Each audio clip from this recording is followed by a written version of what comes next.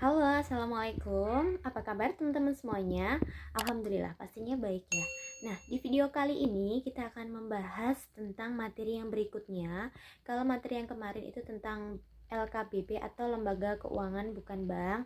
Nah, di video kali ini kita akan membahas tentang salah satu perusahaan yang ada di dalamnya atau salah satu contoh lembaga keuangan bukan bank, yaitu leasing. Karena kemarin aku sudah sempat janji ke kalian semua kalau aku akan menjelaskan lebih jelas lagi bagaimana cara leasing itu bekerja, karena kemarin ada bagian yang belum tersampaikan atau belum dijelaskan di PowerPoint atau di video aku sebelumnya. Oke, mari kita simak bersama ya. Nah, sekarang kita masuk ke PowerPoint-nya ya. Jadi leasing di sini akan aku lebih perjelas lagi ya. Nah, oke, kita lanjutkan. Nah, kita harus semangat ya belajar. Semoga ilmu ini akan bermanfaat untuk teman-teman semuanya. Nah, jadi di sini ini adalah gambar mekanisme leasing. Ini sudah pernah saya share atau sudah pernah saya jelaskan, tapi hanya sekilas ya. Jadi di sini ada leaser, ada leasee, dan ada supplier. Nah, bagaimana penjelasannya? Setiap nomor akan kita bahas satu persatu ya. Untuk nomor satu itu, nah, jadi lease itu menghubungi pemasok untuk pemilihan dan penentuan jenis barang, spesifikasi, harga, jangka waktu, penagihan, dan jaminan purna jual atas barang yang akan disewa. Jadi leasing ini tugasnya dia itu memberitahu si pemasok itu untuk menentukan barang jenis barangnya yang dibutuhkan itu seperti apa. Kemudian itu semuanya nanti sudah lengkap mulai dari spesifikasi, harga, dan jangka waktu penagihan. Semuanya sudah lengkap dan ditulis di situ ya. Kemudian number 2, isi melakukan negosiasi dengan leaser mengenai kebutuhan pembiayaan barang modal. Dalam hal ini, leaser dapat meminta lease quotation yang tidak mengikat dari leaser. Dalam quotation terdapat syarat-syarat pokok pembiayaan leasing, antara lain keterangan barang, harga barang, cash security deposit, residual value, asuransi, biaya administrasi, jaminan uang sewa lease rental, dan persyaratan-persyaratan lainnya. Jadi ini lebih jelas lagi. Lisi ini memang tugasnya yang paling banyak ya. Lisi ini yang melakukan negosiasi, penentuan barang, semuanya ya. Lisi maksudnya. Kemudian yang ketiga atau number 3 itu leaser mengirimkan letter of offer atau commitment letter kepada leasee yang berisi syarat-syarat pokok persetujuan leaser untuk membiayai barang modal yang dibutuhkan. Leasee menandatangani dan mengembalikannya kepada leaser. Jadi ini seperti kedua belah pihak sudah deal gitu ya, sudah deal menentukan semuanya sudah dibahas mulai dari barangnya, harga, spesifikasi, syarat-syaratnya juga harus disetujui ya. Kemudian berikutnya, number 4, penandatanganan kontrak leasing setelah semua persyaratan dipenuhi leasing, di mana kontrak tersebut mencakup hal-hal pihak-pihak yang terlibat, hak milik, jangka waktu, jasa leasing, opsi bagi leasing, penutupan asuransi, tanggung jawab, dan objek leasing, perpajakan jadwal, pembayaran angsuran, sewa, dan sebagainya. Jadi ini lebih detail lagi. Jadi kalau semua sudah sepakat, kedua belah pihak sudah sepakat, kemudian terjadilah penandatanganan kontrak. Nah, penandatanganan kontrak di sini sangat penting ya. Jadi sebelum melakukan penandatanganan kontrak, diharapkan dari pihak leasing dan leaser itu semuanya sudah paham betul apa sih isi dari perjanjian itu tadi. Segalanya sudah dibahas di situ, jadi harus tidak bisa nanti tiba-tiba dibatalkan atau di tengah-tengah perjanjiannya harus diubah, tidak bisa. Jadi di sini tuh harus benar-benar dibaca, diamati ya.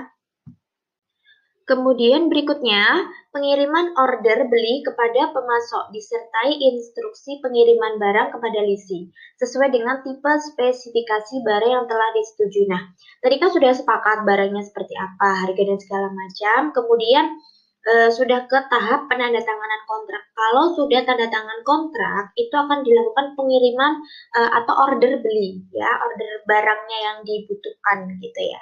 Seperti itu tahapannya.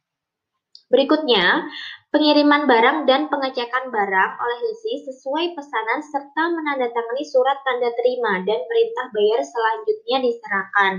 Nah, tadi kan sudah dilakukan order barang. Kalau sudah dilakukan order barang, tentunya tahap selanjutnya atau berikutnya itu adalah pengiriman barang, tentunya dengan pengecekan barang apakah sudah sesuai dengan kesepakatan. Nah, apabila sudah sesuai, pihak listnya akan menandatangani surat tanda terima dan perintah bayar selanjutnya akan diserahkan. Nah, seperti itu ya teman-teman. Oke, next. Penyerahan dokumen oleh pemasok kepada leaser, termasuk faktur dan bukti-bukti kepemilikan barang lainnya. Ini yang tidak kalah pentingnya. Jadi jangan sampai dalam kegiatan leasing di sini ada yang tertinggal. Jadi semuanya mulai dari faktur dan bukti-bukti kepemilikan barang itu harus sudah diserahkan ya. Nah, di sini jangan sampai lengah ya, karena kalau terjadi miss satu aja nanti kegiatan ini tidak akan berjalan sesuai rencana atau ada salah satu pihak yang dirugikan seperti itu. Oke, next.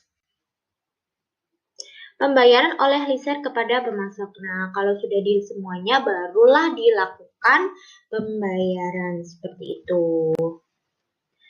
Nah, kemudian nomor 9 ya, pembayaran sewa lease payment secara berkala oleh leasing kepada leaser selama masa leasing yang seluruhnya mencakup pengembalian jumlah yang dibiayai beserta bunganya. Nah, ini jadi secara garis besarnya kita tuh mau membeli barang, tapi yang kita belum mampu membeli, jadi kita ke leasing ya atau ke lembaga leasing ini kita akan meminta pihak leasing untuk membelikan barang tersebut dahulu, kemudian kita akan membayarnya setiap bulan atau secara berangsur seperti itu. Tentunya dengan bunga ya, bunganya itu juga sesuai kesepakatan antara leaser dan leaser seperti itu. Nah, untuk contoh perusahaan leasing, sekarang ini contohnya sederhana saja ya, ada perusahaan Auto Finance, ada Adira Finance, ini yang terkenal ya, BCA Finance, Home Finance, kemudian PT Sinarmas. Nah, sekarang ini sudah banyak sekali bermunculan perusahaan-perusahaan finance yang bergerak di bidang leasing ya, tentunya untuk melakukan atau membantu pembiayaan seperti itu. Oke, di sini ini ada contoh kegiatan leasing ya pada pengadaan armada pesawat oleh maskapai penerbangan. Jadi pada dasarnya pihak yang menyewa barang akan menentukan barang yang akan disewa. Nah, di sini pihak penyewa atau pemegang dana akan memberikan pinjaman dana untuk menanggung pembiayaan barang tersebut. Sepanjang perjanjian sewa guna usaha masih berlaku, hak milih atas barang modal objek transaksi berada pada perusahaan pembiayaan. Jadi ternyata bukan hanya membeli suatu barang aja, tapi juga melakukan sewanya. Jadi sewanya, misalkan seperti ini dicontohkan kan pengadaan armada pesawat oleh maskapai penerbangan. Jadi si perusahaan leasing ini akan membiayai dulu pengadaan armada pesawat tersebut. Nah, nanti oleh si penyewa ini akan dibayar secara berangsur seperti itu. Oke, sudah selesai ya. Jadi itu tadi penjelasan singkat tentang mekanisme atau bagan tentang leasing ya. Jadi aku kembalikan di awal. Jadi sebenarnya kalau kalian ingin memahami apa sih sebenarnya leasing itu, cara gampangnya mungkin seperti itu yang sudah saya jelaskan secara singkat itu ya, gambar mekanisme leasing seperti ini. Nah, buat kalian yang ingin bertanya bisa tuliskan di kolom komentar ya. Terima kasih sudah menonton videonya. Silakan kalian berikan saran buat video-video aku berikutnya. Jangan lupa untuk subscribe supaya aku lebih semangat lagi untuk membuat materi-materi yang tentunya akan bermanfaat buat teman-teman semuanya. Ya, tentunya dalam bidang ekonomi. Oke, terima kasih ya. Nah, itu tadi penjelasannya ya teman-teman. Semoga kalian bisa memahami dan mengerti. Nah, sekali lagi jangan lupa kalian subscribe, like, dan please kalian berikan komentar, berikan saran untuk next video aku selanjutnya. Dan juga aku senang sekali kalau kalian bisa memberikan masukan ya. Misalkan videonya, Kak membahas tentang ini doang Kak, mungkin ada soal-soal nggak untuk latihan. Itu bisa ya. Supaya nanti aku lebih bersemangat lagi untuk membuat video. Terima kasih atas dukungannya. Jangan lupa selalu Kalian dukung dengan subscribe, like, dan komen di channel YouTube aku, Belajar Bareng Bu Mei, belajar ilmu ekonomi. Dadah!